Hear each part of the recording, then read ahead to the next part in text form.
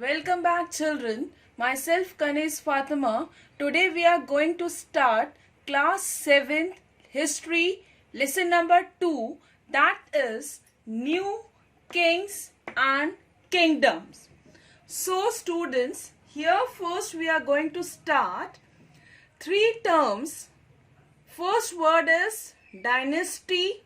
What do you understand by the word dynasty? Second term, kingdom, and the third one is empire. Now children, first we will take the word dynasty. The term dynasty means a family of rulers who rule over a country for a long period of time. For example, children, Gupta dynasty, Mauryan dynasty, Chalukya dynasty, Rashtrakutas dynasty, Western Ganga dynasty, Pallava dynasty, etc. Clear the word dynasty? Now we will take second term, that is kingdom. Now children, what do you understand by the term kingdom? Kingdom means any country which is ruled by a monarch. Monarch, children, a king or queen is considered to be a kingdom. Clear the word kingdom? Okay. Third, we will take empire. Now, empire means what? An empire can be said is a large kingdom. Is a large kingdom. It is traditionally larger than a kingdom and may consist of many different regions. Many different regions and nations. And nation under its control. Clear? And children, these regions and nations may be far away from the head of the kingdom, that is its capital. Clear, children? Now, we will start this lesson. First topic, that is emergence of new dynasties. What is first one? So we will start with next topic, that is emergence of new dynasties. Emergence of new dynasties. Under this topic, first we are having Samantas. Now children, what do you understand by the term Samantas? Samantas were none other than warrior chiefs. Their duties were to bring gifts for the kings. Clear, children?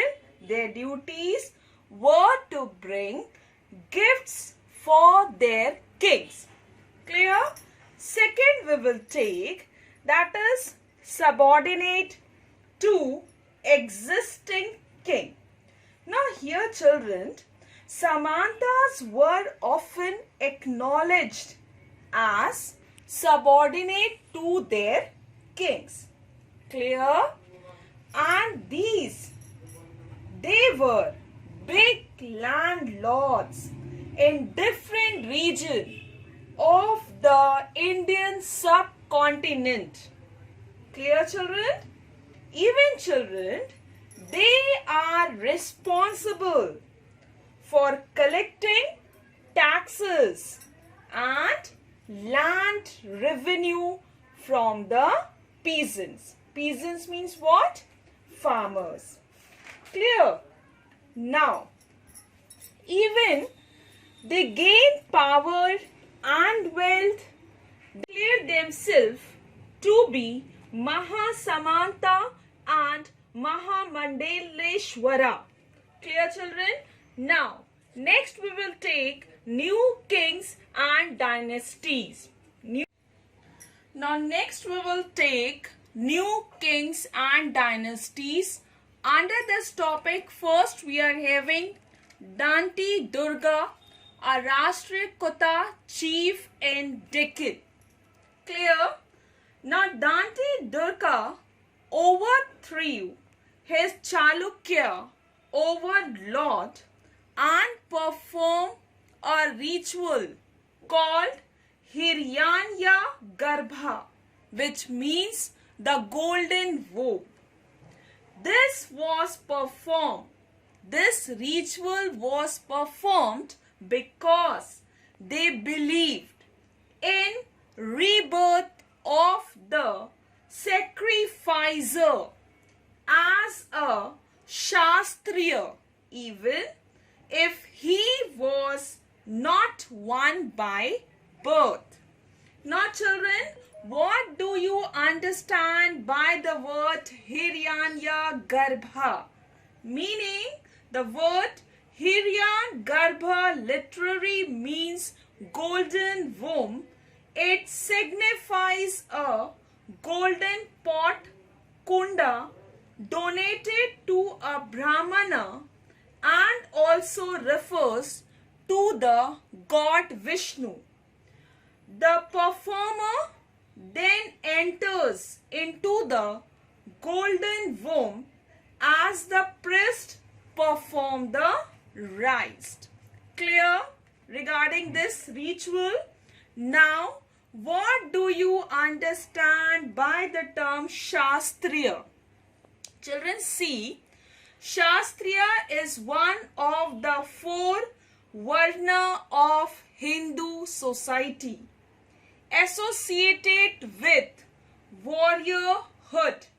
The Sanskrit term Shastriya is used in the context of Vedic society wherein members were organized into four classes. How many classes? Four classes. That is, first one Brahmin, second Shastriya, third Vaishya, and the last Shudra.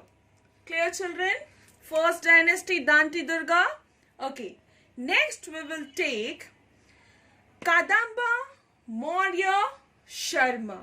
Next one is Kadamba dynasty.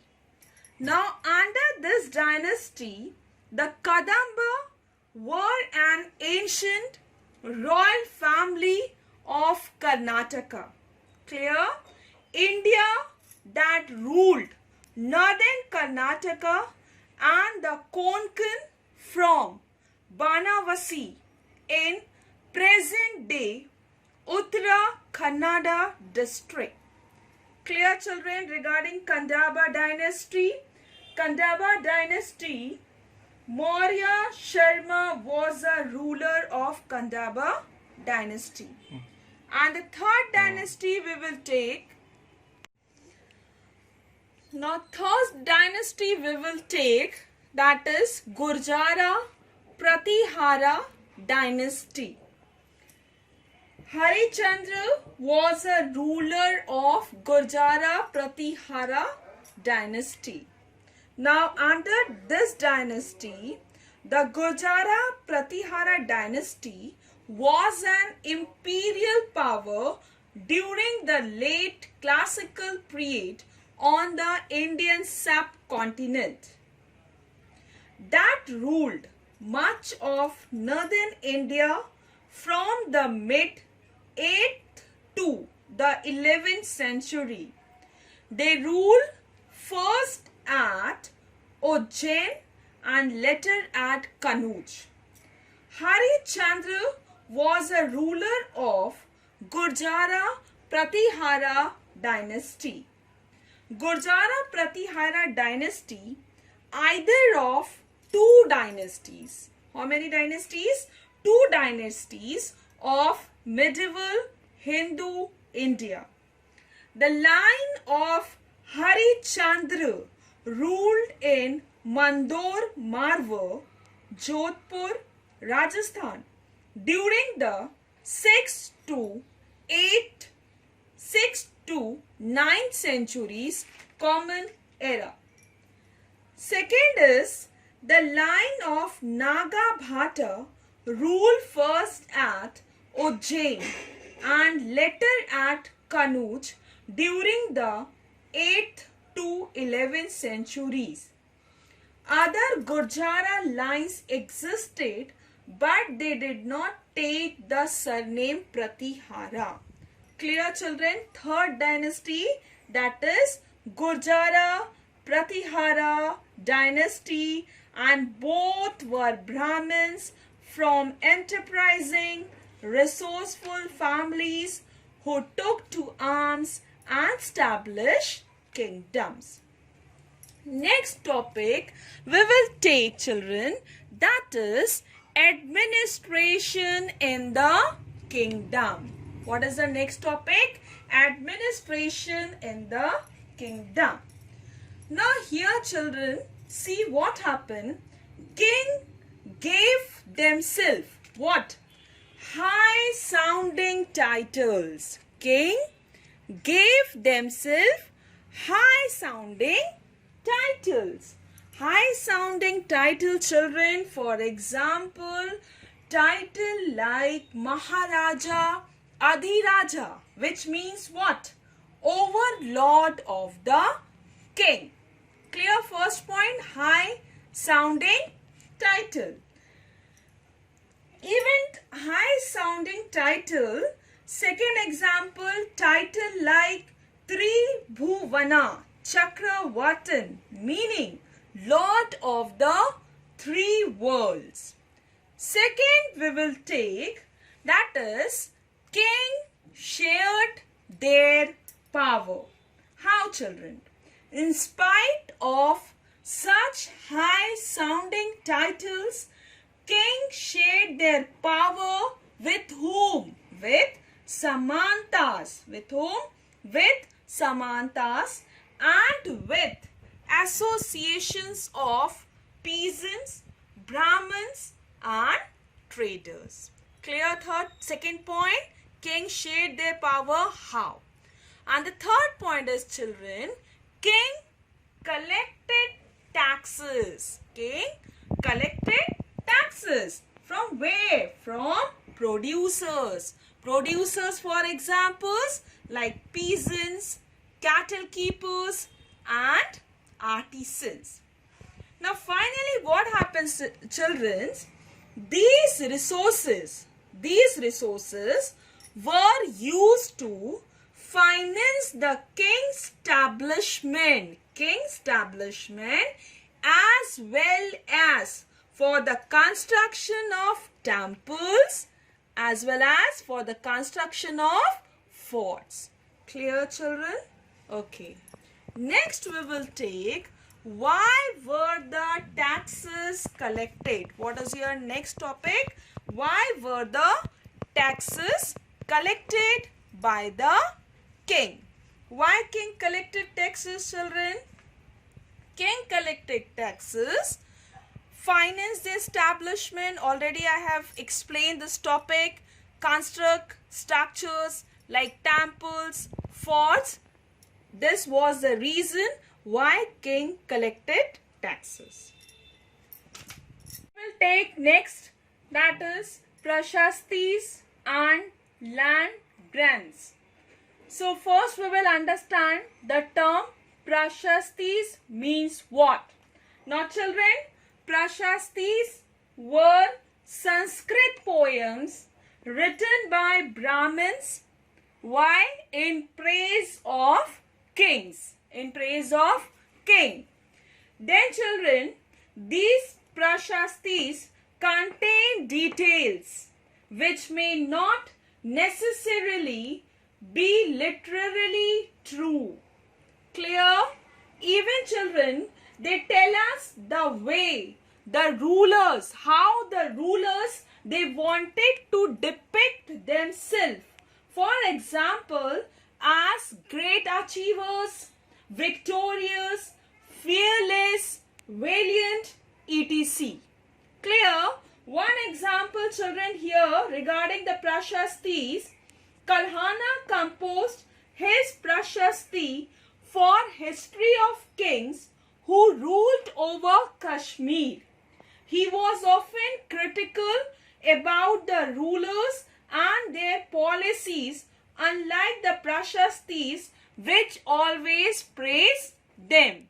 I hope now you people will understand the term Prashastis. Now children, we will take next term, that is land grants. What is the next topic children?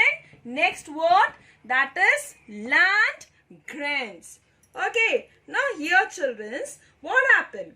King often they rewarded Brahmins by land grants. Clear? These were recorded on copper plates which were given to the people who received land. Clear children? What do you understand by the term land grants? Rewarded Brahmins, king often rewarded Brahmins by grant of land, and the second is recorded on copper plate children. They were recorded on copper plates which were given to the people who received land. Okay, next we will take, that is warfare for wealth children. Warfare for wealth. Now see children, what happened? Warfare for wealth. All the ruling dynasties, what I said, all ruling dynasties, they have their specific region to rule. They have their specific region to rule. Now children, what happened? But at the same time, they tried to control other areas as well. Yes or no? So, why they want to control other areas? Because they want to increase their power. Clear children? They want to increase their power. What is our topic? Warfare for wealth. Second children, they want to acquire more wealth. More wealth. Even they want to capture the resources. Clear children? Now see, regarding this warfare for wealth, we are having some examples. We have 3 such examples of warfare for wealth. First example children, 3-party struggle for Kannauj. Second, attack of Muhammad Ghazni. Third, Prithviraj versus Muhammad Ghori. Kannauj was very important, prosperous city in Ganga Valley. Now children, rulers belonging to Gurjara, Pratihara, Rashtrakuta and Pala dynasty fought to have control over Kannauj. So historians often they describe it as the 3-party struggle. So first we will take Sultan Mahmud of Ghazni. Now see children, Sultan Mahmud of Ghazni, he ruled from 997 to 1030. Why children? Because he wanted to extend control over parts of Central Asia, Iran and the northwestern part of the subcontinent. Even children, he raided the subcontinent almost every year. And children, Sultan Mahmud of Ghazni target were wealthy temples, including that of Somnath. His target was to hire wealthy temples, Example, Somnath, Gujarat. Then children, Sultan Mahmud, he was also interested in finding out more about the people he conquered. Clear children? Then his Arabic work known as the Kitab al-Hind remains an important source for historians. Sultan Mahmud of Ghazni consulted Sanskrit scholars to prepare all account. Clear? This Sultan Mahmud of Ghazni. Now we will take Prithvi Raj Chauhan. Next ruler, Prithvi Raj Chauhan.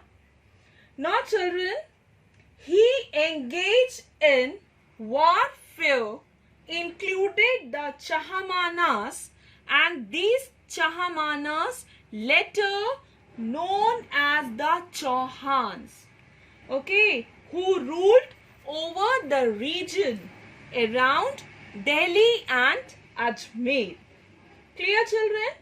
Then this Chahamanas or Chauhans later attempted to expand again their control to the west and the east, where they were opposed by the Chalukyas of Gujarat and the Gahadawalas of western Uttar Pradesh.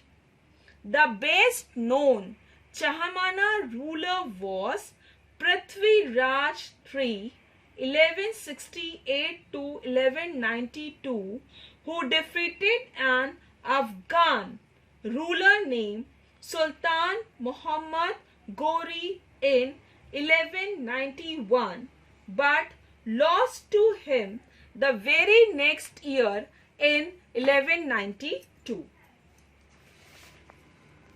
Take what is three-party struggle? Three-party struggle means what, children? Under this, the parties involved in the three-party struggle were the rulers, and these rulers belonging to the Gurjara Pratihara, Rashtrakuta dynasty and the Pallas dynasty, who fought for the control over Kannauj, because there were how many parties?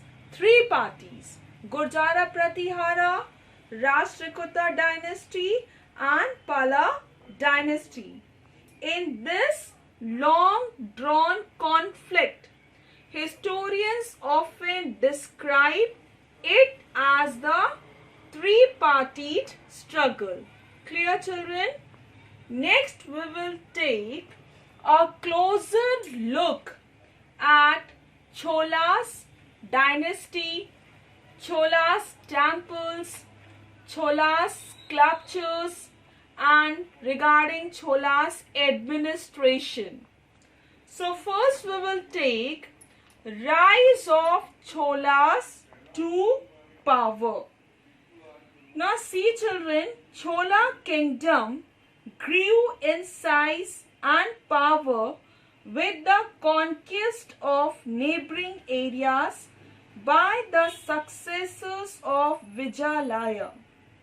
The Pandyas and Pallava territories to the south and north became part of the Chola kingdom. Raja I, he was considered the most powerful Chola ruler. He became king in 1985 and expanded control over most of the areas mentioned above. He reorganized